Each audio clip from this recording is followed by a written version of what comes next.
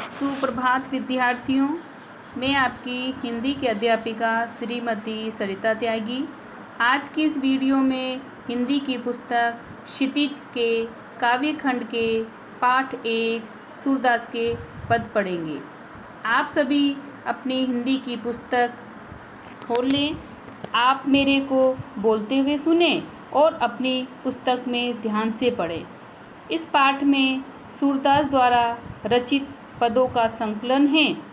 इसमें उन्होंने बताया है कि किस तरह श्री कृष्ण गोपियों की विरह वेदना को शांत करने के लिए अपने परम मित्र उद्धव के साथ गोपियों को योग संदेश भिजवाते हैं और इस पर गोपियाँ क्रोधित होकर उद्धव के साथ कटाक्ष व व्यंग करती है। तो आइए इस पाठ के पहले पद को पढ़ते हैं।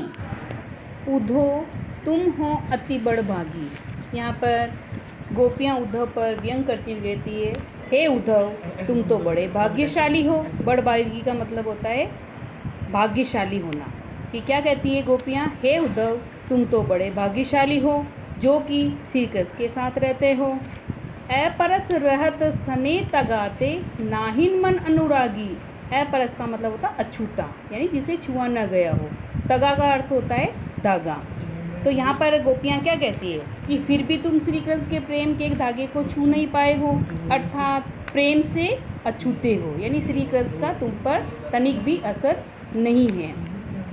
पुरैनी पात रहत जल भीतर तारस दहन दागी। पुरैनी का मतलब होता है कमल, पात का अर्थ होता है पत्ता, यहाँ पर दागी का मतलब होता है दाग धब्बा।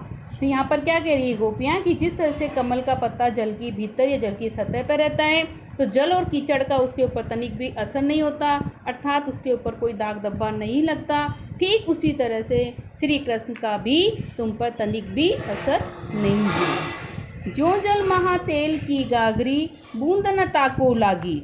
यहाँ पर गोपियाँ श्री कृष्ण को कह रही हैं कि जिस तरह से तेल से यानी चिकने घड़े के ऊपर अगर पानी की बूंदें डाली जाती है तो वह फिसल जाती है, ठीक उसी तरह से तुम उस तेल की बूंद के समान हो जो भले ही पानी में गिर जाती है पर उससे मिलती नहीं है, उससे अलग ही रहती है। तुम भी श्री कृष्ण के प्रेम से सर्वथा अलग ही हो, यानी श्री कृष्ण का तुम पर असर नहीं है।